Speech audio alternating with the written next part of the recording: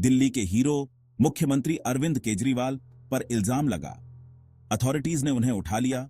उनकी गिरफ्तारी से देश में हलचल मच गई। चार्ज क्या थे? भ्रष्टाचार के अस्पष्ट आरोप, बिना कोई ठोस सबूत पेश किए। समर्थकों ने हंगामा किया, गिरफ्तारी को असंतोष को दबाने का एक बेशर्म प्रयास बताया। केजरीवाल, सत्ताधारी पार्टी के मुखर आलोचक, लंबे समय से उनके लिए परेशानी का सबब बने हुए थे। उनका तर्क था कि उनकी गिरफ्तारी राजनीति से प्रेरित थी। हालांकि सरकार अपने रुख पर कायम रही। प्रेस को जारी एक बयान में नागरिकों को आश्वस्त किया गया कि कानून अपना काम कर रहा है। उन्होंने जोर देकर कहा कि केजरीवाल कानून से ऊपर नहीं है, चाहे उनका पद कुछ भी हो। देश देख रहा था, सांसें थमे हुए। क्या यह एक सत्तावादी कार्रवाई की शुरुआत थी या बस न्याय के पहिए घूम रहे थे? ऐसा लग रहा था कि इसका जवाब भारतीय लोकतंत्र के भविष्य के लिए गंभीर परिणाम देगा। जनता परस्पर विरोधी बातों से घिरी हुई प्रोपेगेंडा से सच्चाई को समझने के लिए संघर्ष कर रही थी। सोशल मीडिया राय का अखाड़ा बन गया। आई स्टैंड विथ केजरीवाल और जस्टिस फॉर केजरीवाल जैसे हैशटैग देश भर में ट्रेंड कर रहे थे। इस बीच केजरीवाल जेल में ही रहे। उनके समर्थकों ने तर्क दिया कि उनकी हिरासत असंतोष के प्रति सरकार की बढ़ती असहिष्णुता का प्रमाण थी। यह एक कठोर याद दिलाता था कि दुनिया के सबसे बड़े लोकतंत्र में भी सबसे शक्तिशाली आवाजों को भी चुप कराया जा सकता है। इसके अलावा पीएमएलए में संशोधन ने प्रवर्तन एजेंसियों को व्यापक शक्तियां दी।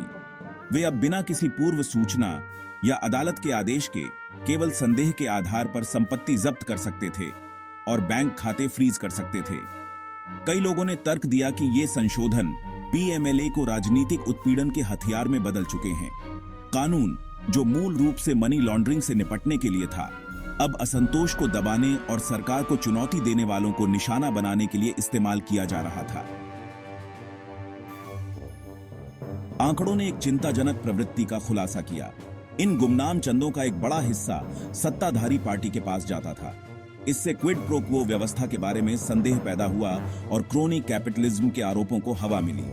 विपक्ष ने हंगामा किया, आरोप लगाया कि चुनावी बॉन्ड का इस्तेमाल भ्रष्टाचार को वैध बनाने और असंतोष को दबाने के लिए किया जा रहा है। उन्होंने राजनीतिक फंडिंग में पारदर्शिता की मांग की, यह तर्क देते हुए कि सूरज की रोशनी सबसे अच्छी कीटाणुनाशक होती है।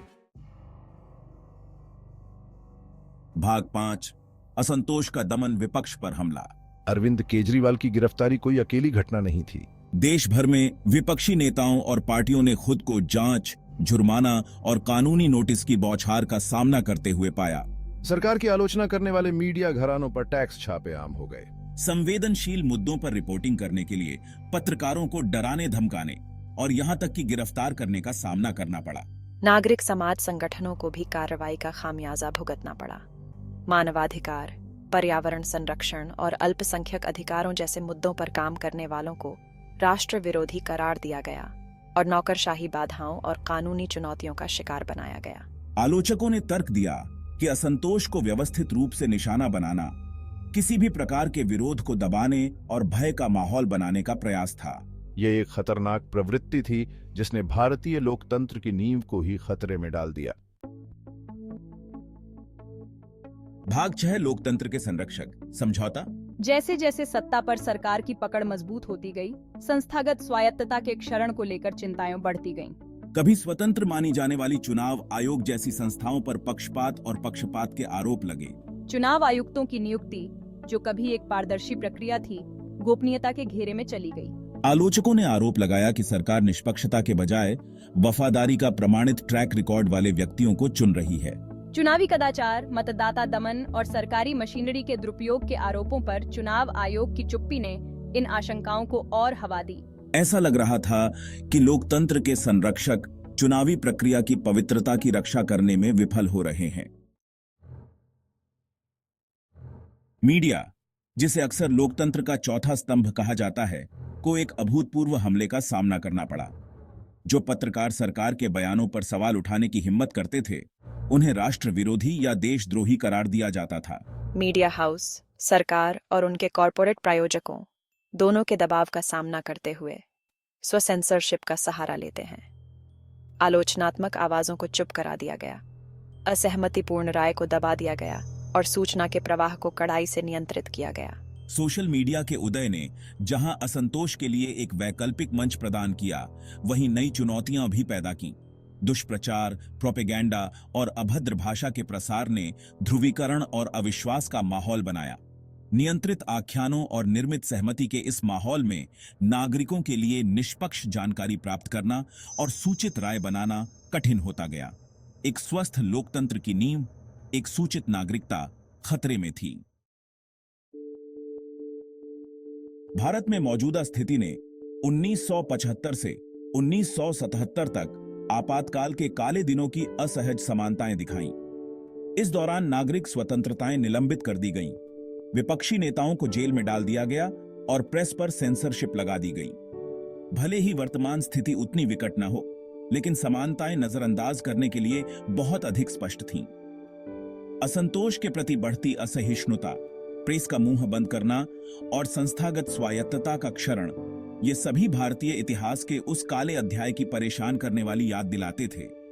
जैसा कि वे कहते हैं, इतिहास खुद को दोहराता है।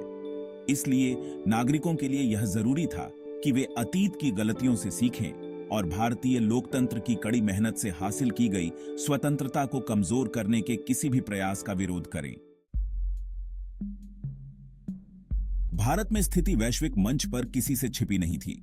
अंतर्राष्ट्रीय मानवाधिकार संगठन, वॉचडॉग समूह और विदेशी सरकारें असंतोष के लिए सिकुड़ते स्थान के बारे में चिंता व्यक्त की और भारत में लोकतांत्रिक मूल्यों का क्षरण। संयुक्त राष्ट्र ने एक तीखी रिपोर्ट में भारत में नागरिक समाज के लिए सिकुड़ते स्थान पर प्रकाश डाला और सरकार से अपने अंतर्राष्ट्रीय मानवाधिकार दायित्वों को बनाए रखने का आह्वान किया। यूरोपीय संघ, एक प्रमुख व्यापारिक भागीदार, द्विपक्षीय संबंधों पर भारत के मानवाधिकार रिकॉर्ड के प्रभाव के बारे में चिंता व्यक्त की। चिंता की ये अभिव्यक्तियां, जबकि सरकार ने इसे विदेशी हस्तक्षेप बताकर खारिज कर दिया, भारत के मानवाधिकार रिकॉर्ड की बढ़ती अंतर्राष्ट्रीय जांच पर प्रकाश डाला। भारतीय लोकतंत्र का भविष्य उसके नागरिकों के कंधों पर टिका है। यह समय हर भारतीय के लिए आगे आने और अपनी आवाज बुलंद करने का है।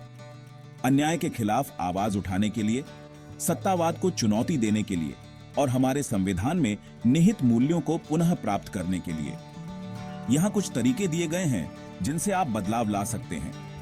अन्याय के खिलाफ बोलें, चाहे वह आपके साथ हो रहा हो या किसी और के साथ। सोशल मीडिया का उपयोग करें, अपने चुने हुए प्रतिनिधियों को लिखें और शांतिपूर्ण विरोध प्रदर्शनों में शामिल हों।